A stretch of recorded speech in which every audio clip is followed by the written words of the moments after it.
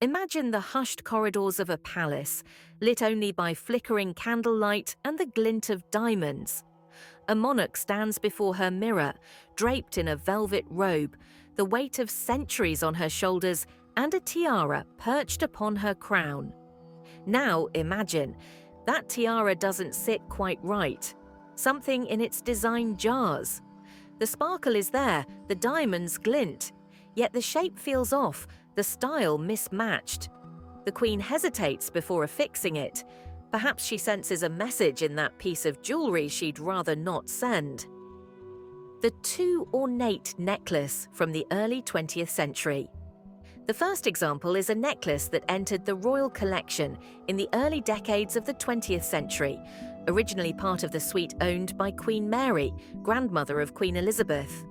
It featured a long, heavy chain of diamonds interspersed with coloured gemstones, culminating in a large pendant drop that made the piece extraordinarily showy. Despite its splendour, it appears rarely in photographs of the Queen.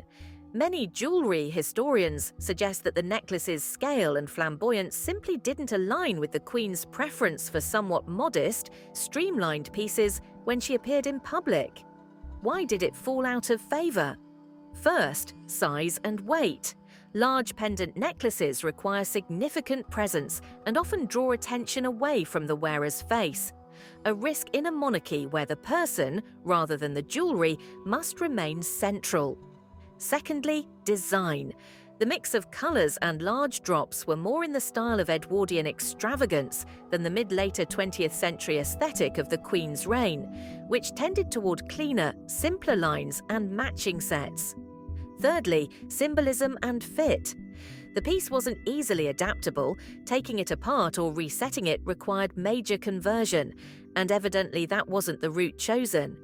In short, though it remains in the vault and is admired by connoisseurs, this necklace rarely appeared on Queen Elizabeth's neck.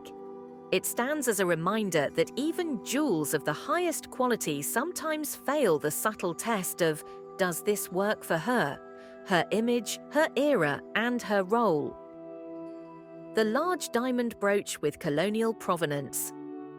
Our second jewel is a brooch of immense size and sparkle, whose origin lies in the colonial era. It is an item whose very magnificence might have worked against it in the context of a modern monarchy conscious of optics and historical baggage. The brooch incorporates large diamonds and a flamboyant design, multi-level pavé, dramatic central stone, substantial drop. Yet it is rarely seen on Queen Elizabeth in her public role. There are a few reasons why the brooch may have been sidelined. First, the colonial provenance. Many jewels gifted across the empire in the 19th and early 20th centuries carry associations with empire, dominance, and display. In the latter half of the 20th century, those associations became more sensitive. A piece that screams, "Look at the empire's treasure," fits poorly with a monarch seeking to modernize, to connect with new nations, to appear as a unifier rather than a relic of dominance. Second, practical wear. Large brooches can dominate an outfit and impose constraints on how the wearer moves or how cameras frame them. The Queen, in her long reign, prioritized versatility and subtlety. Third, matching with dress and setting.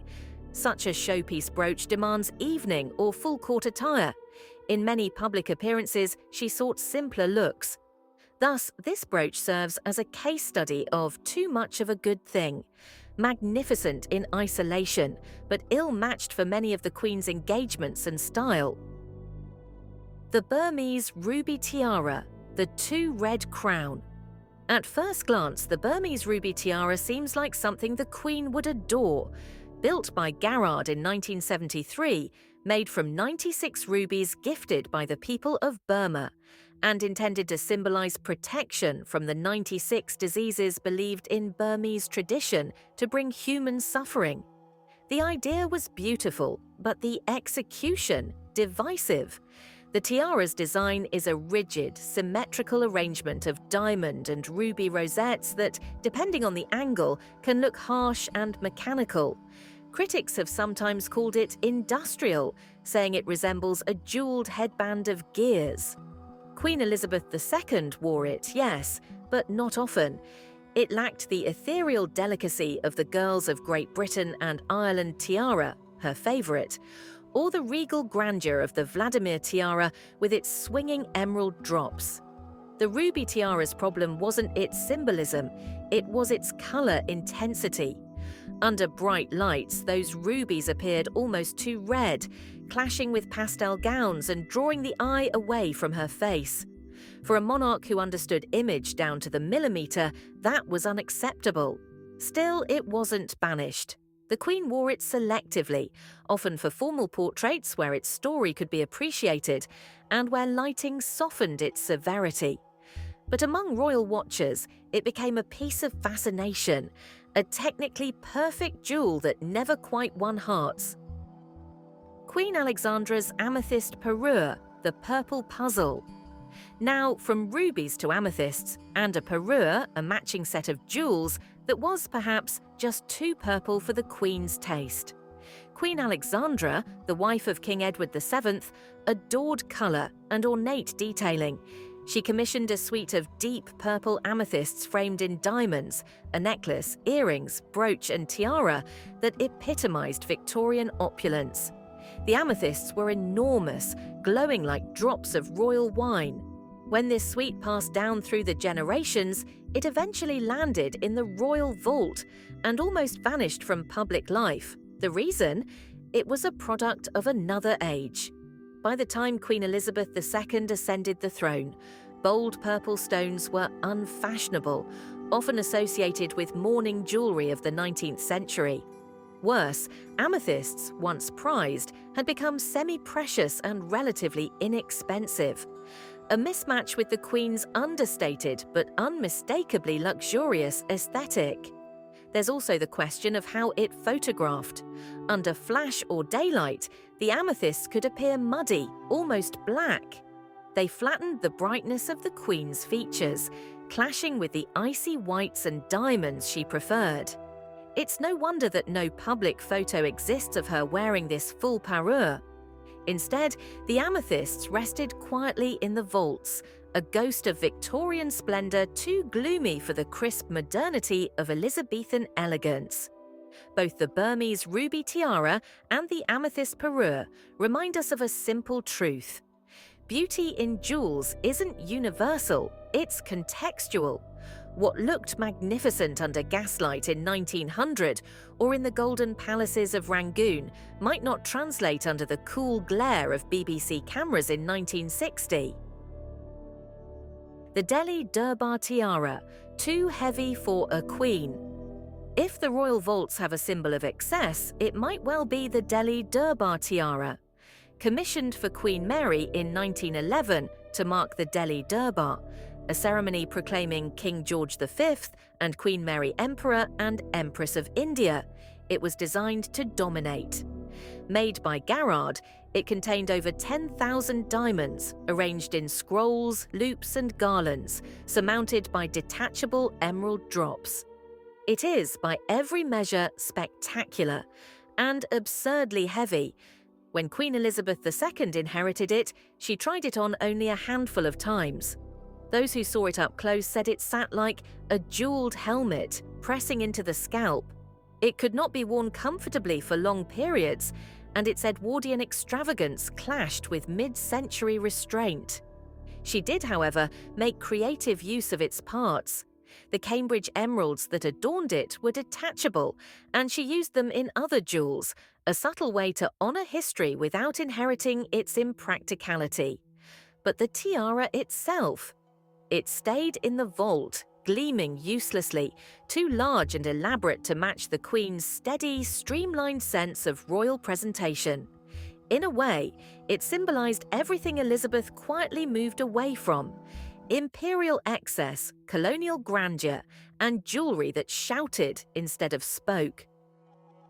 The Snuffbox of Teeth, the macabre curiosity. Now we come to the strangest piece in royal lore, not a jewel per se, but a curiosity that legend insists found its way into the royal collection. a small gold snuff box said to be decorated with pearls, enamel, and fragments of human teeth. According to the story, and jewelry historians note it's more myth than confirmed fact, this grotesque object was made in the late 18th century as a token of remembrance, when sentimental keepsakes often included hair or teeth of loved ones. It allegedly entered the royal collection through Queen Charlotte or George III's household and remained tucked away among curios. Queen Elizabeth II, meticulous in curation, supposedly had it removed from public display after early curators catalogued it. It was neither tasteful nor truly royal. The Queen reportedly found it distasteful, not because of superstition, but because she disliked turning grief into spectacle. Whether myth or fact, the story survives in whispers from Windsor staff and museum notes that somewhere in the shadowed depths of the royal collection lies a golden snuff box too strange, too human to be shown beside diamonds and sapphires. Through these 7 pieces, from the too ornate necklace to the too macabre snuff box, we glimpse the tension at the heart of royal adornment. Jewels are meant to dazzle, but in monarchy they must also behave. They must express continuity without arrogance, luxury without excess, heritage without haunting the present. Queen Elizabeth II mastered that balance. Her favourite pieces, the girls of Great Britain and Ireland tiara, the Cullinan brooches, her pearls, were graceful, symmetrical, quietly radiant. She knew that jewelry was not self-expression, but public language. And so, while some jewels slumber still in velvet-lined vaults, never to be worn, they tell another story. One of restraint, evolution, and taste refined by duty. Because sometimes the truest mark of royal elegance lies not in what a queen wears, but in what she chooses not to. This is the paradox of royal jewels. They are dazzling, storied, shimmering with history and wealth. Yet sometimes they carry burdens of taste, legacy, politics, and symbolism. For Queen Elizabeth II, whose reign spanned decades of change, many jewels were worn proudly, becoming part of the public image of monarchy, but others, some lingered in vaults, some were almost never seen. Why? Because even the most lavish pieces can fail the subtle test of royal style or the Queen's own standards. In this exploration, we turn the tables on conventional lists of most beautiful royal jewels and instead ask, which treasures of the royal collection might rightly be described as too awkward, too fussy, too mismatched for the Queen? Which jewels, though dripping in gemstones, may have been quietly sidelined by the monarch whose every adornment spoke to tradition, dignity, and continuity? We will consider 7 such pieces, jewels that, for one reason or another, seem to have fallen outside the sleek public image of the Queen. Maybe their design was dated, maybe their provenance was tangled, maybe their scale overwhelmed the wearer. Or maybe those who record royal style simply whisper that this one never sat well, or the Queen never wore it in public. As we delve into these jewels, we will look at their origins. Who gave them, who crafted them, how they entered the royal vault. We'll ponder what made them awkward for a queen whose jewelry box functioned as much like a subtle language of diplomacy and image as like ornamentation. Because in the world of royalty, a jewel is never just a jewel.